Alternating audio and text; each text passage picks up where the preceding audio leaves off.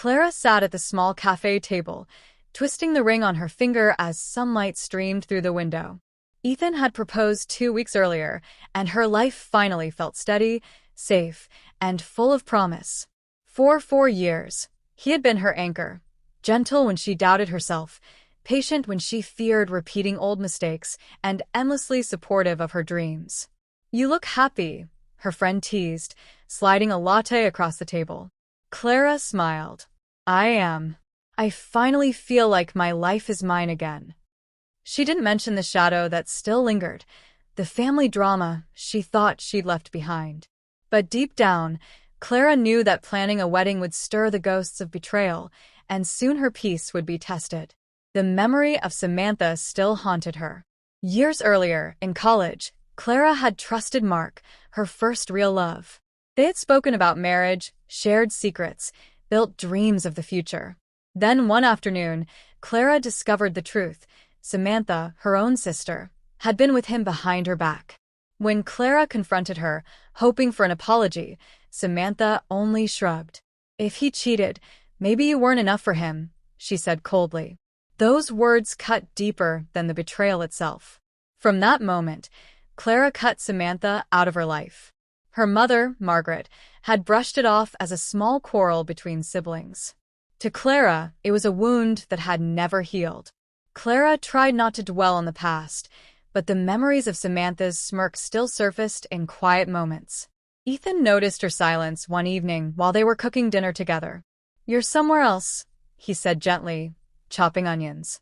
Clara forced a smile. "Just thinking about the wedding." Ethan leaned closer. "This day is for us. No one else. Don't let anyone ruin it." His voice carried warmth, but Clara's stomach tightened. She hadn't told him about her mother's insistence that Samantha be invited. She wasn't ready to open that box yet. The conversation came sooner than expected. Margaret called the moment she heard the engagement was official. "Darling, I'm so happy for you," she said. "But tell me, have you told Samantha yet?" Clara froze. "Why would I tell her?" she asked flatly. Margaret's tone shifted to scolding. "Because she's your sister. She'll expect to be there." Clara gripped the phone tighter. "She won't be at my wedding, Mom. She lost that right years ago." Silence stretched, then Margaret sighed heavily. "You can't mean that. Families forgive. Don't let pride get in the way." Clara ended the call with shaking hands, her heart already pounding. When Clara told Ethan about the call, he put down his fork and looked at her seriously. "Do you want her there?" She shook her head quickly. No. "Absolutely not." Ethan reached across the table, holding her hand. "Then that's it. This is our wedding. You decide who comes. If your mother doesn't understand, that's her issue, not yours." Clara felt tears sting her eyes. For years she had fought to be heard, only to be dismissed. Now she had someone who stood beside her without hesitation. "Thank you," she whispered. Ethan squeezed her hand. "Always." The pressure only escalated. Within a week, Margaret was calling daily, her voice strained with guilt and fear. "Clara, you'll regret this. Do you want your grandmother sitting there, wondering why Samantha isn't beside her? Do you want whispers from cousins?" Clara tried to remain calm. "Mom, I'm not excluding her to be cruel. I'm protecting myself." Margaret ignored her words. "You're making this about you, when a wedding is about family. If Samantha isn't invited, then neither am I." Clara's chest tightened at the threat. "Mom, please don't do this," she said, but Margaret had already hung up. Clara spent that night pacing the living room while Ethan sat on the couch, watching her unravel. "She says she won't come," Clara muttered, wringing her hands. Ethan finally stood and wrapped his arms around her. "If she chooses not to come, that's her choice. Not yours." Clara pressed her forehead against his chest. "But she's my mom. I want her there." Ethan stroked her hair softly. "I know. But do you want her there at the cost of your peace?" Clara swallowed hard, realizing he was right. The choice wasn't about losing her mother, it was about keeping herself safe. The next morning, Clara sat at her desk, staring at a blank page in her journal. She thought about writing down her feelings, hoping it would clear her head. Instead, she found herself writing a letter to Samantha. Her pen moved quickly, pouring out years of anger and grief. She told Samantha how her betrayal had shattered her trust, how her cruel words had scarred her confidence, and how she no longer wanted pretense between them. "My wedding is about love and peace," she wrote firmly, "and your presence would only bring pain." Folding the letter, Clara felt both relief and dread. Days later, Samantha's reply arrived, not as a letter, but as a storm of angry text messages. Clara's phone buzzed with venom. "You're childish. Petty. Dividing the family." Another message followed. "You're letting one mistake ruin everything." Clara read each line, her stomach twisting. She wanted to scream that it wasn't one mistake. It was years of silence, blame, and cruelty. Instead, she put the phone down. Ethan watched her from across the room. "She's not going to own it, Clara." "Don't expect her to," he said softly. Clara nodded, but inside, she still ached for some shred of remorse. Margaret called soon after, her voice thick with tears. "Samantha is devastated," she insisted. "You're tearing the family apart." Clara pinched the bridge of her nose. "Mom, I've explained this. I can't pretend like nothing happened." Margaret ignored her. What kind of person shuts out their own sister from their wedding? Clara's voice cracked as she answered, the kind of person who was betrayed and never received an apology. There was silence, then Margaret said, "I don't recognize you anymore," before hanging up. Clara sat in the quiet, feeling like she had been cast as the villain in her own story. The wedding day arrived at last, and Clara chose peace over chaos. Samantha wasn't there. Margaret was cold, distant, her smiles forced, but Clara refused to let it ruin her joy. As she walked down the aisle toward Ethan, surrounded by friends who truly cared, she felt light, free, and finally safe. The ceremony was everything she had dreamed of. At the reception, Ethan raised his glass. "To my wife," he said with a grin, "the bravest woman I know." Clara laughed, her heart swelling. For the first time in years, she allowed herself to believe she had chosen right. But peace didn't last long. A few days later, Samantha began posting vague messages online. "Funny how some people can't move on," one read. Another said, "Toxic people will try to ruin your joy." Relatives commented with sympathy, echoing her bitterness. Clara wanted to ignore it, but each post felt like a knife twisting. Soon Margaret sent a long email, dripping with guilt. "You've caused a family rift," she wrote. "Samantha can't sleep. Your aunts are worried. You've changed, Clara, and not for the better." Clara stared at the screen, torn between rage and exhaustion. She finally replied with calm words, "I'm sorry you feel that way, but my decision stands." Her brief reply might have ended things, but Margaret forwarded the email to Samantha.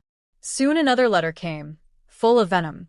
Samantha accused Clara of clinging to the past, of being bitter and jealous, of blaming her for something Mark had done. "He was the one who cheated, not me," Samantha insisted. Clara's hands shook as she read it. "She wasn't some innocent bystander," Clara whispered to Ethan. "She chose to betray me." Ethan nodded, sliding the letter into a drawer. "Then stop letting her rewrite history," he said. "She doesn't get to define your truth." Clara took a shaky breath, determined not to respond. The tension only deepened. Margaret began dropping hints in every conversation. "I saw Samantha yesterday. She's really hurting," she'd say, her voice heavy with meaning. Clara answered politely but firmly, "I'm not ready, Mom. Please respect that." But Margaret didn't stop. She organized a family meeting, inviting Clara, Samantha, and several relatives, determined to force reconciliation. Clara refused. "Mom, it will only make things worse," she said. Margaret begged, wept, even called twice in the night. Clara held firm, choosing to spend the day with Ethan instead. When Margaret called afterward, furious, Clara knew she had crossed another invisible line. "You proved you're the one dividing the family," Margaret snapped over the phone. "Everyone else showed up, but you didn't. Samantha cried for you, and you weren't there." Clara sat silently, her chest burning. "Mom, she's not the victim here," she finally said. But Margaret wouldn't listen. "You're selfish.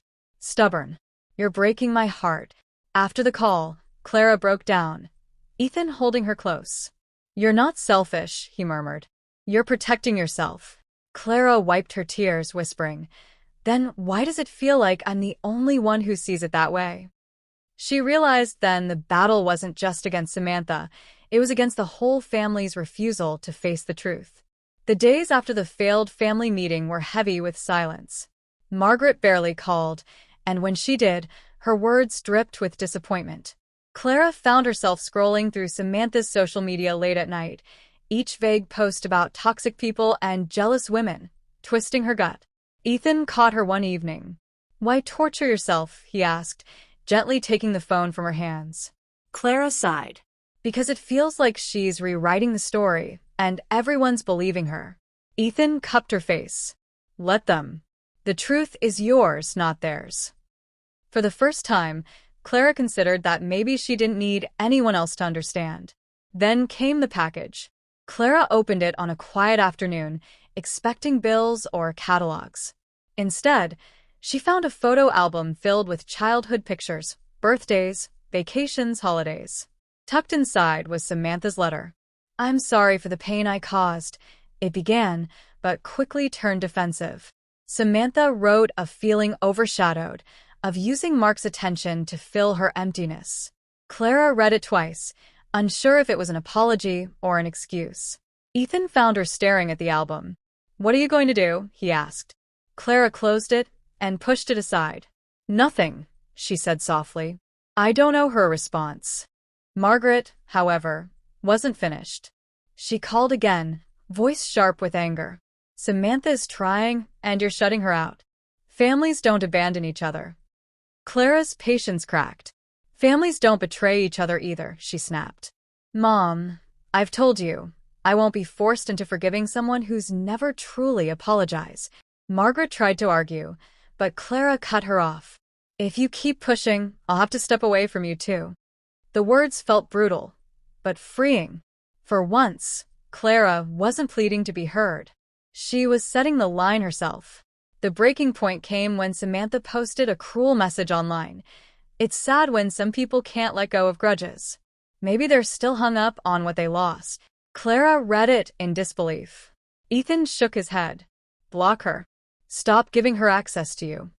But Clara had reached a different conclusion. "No," she said. "This time, I need to face her. Not to fix it, but to say what I need to say." Ethan studied her for a moment, then nodded. "Then I'll be right beside you." When Clara told Margaret she would meet, her mother sounded thrilled. "Finally," Margaret said. "We can heal." Clara didn't correct her. She knew Margaret saw the meeting as reconciliation, but Clara saw it as closure. The night before, Clara sat with Ethan on the porch, nerves buzzing. "What if I can't get the words out?" she whispered. Ethan kissed her forehead. "Then just tell the truth. That's all you owe anyone." The meeting took place at Margaret's house. Samantha was already there, seated with a smug smile.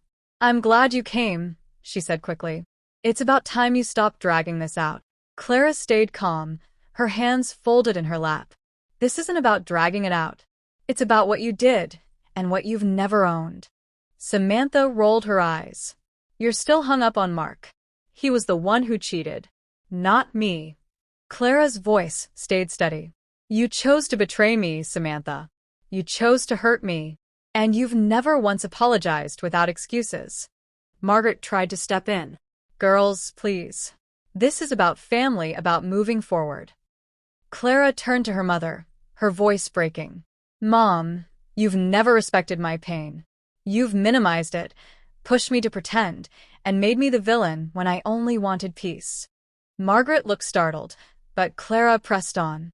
"I love you, but if you can't respect my boundaries, then I need space from you too." The words hung in the air, sharp and heavy. Samantha started to cry, her voice high and dramatic. "I've tried so hard, and you hate me. What more do you want?" Clara stood, her face calm. "I don't hate you. I just don't trust you." And until you can take responsibility, that won't change. Samantha's tears shifted to anger. You think you're perfect. You're heartless. Clara shook her head, a sad smile on her lips. No, I'm just done. She turned, kissed her mother's cheek gently, and walked out. Ethan followed, his hand warm against hers. Driving home, Clara stared out the window as the city lights blurred past.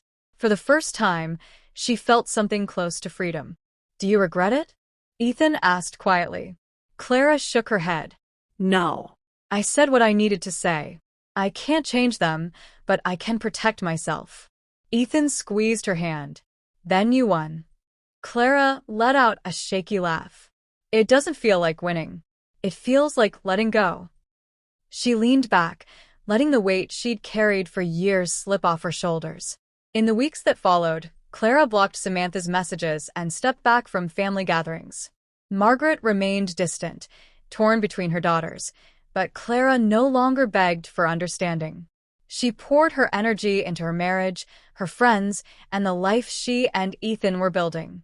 Looking back, she saw the long path she had walked, from betrayal to anger, from guilt to strength.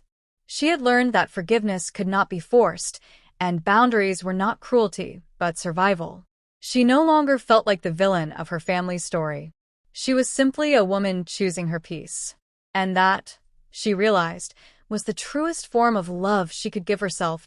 Thank you for watching this video. Share and subscribe for more.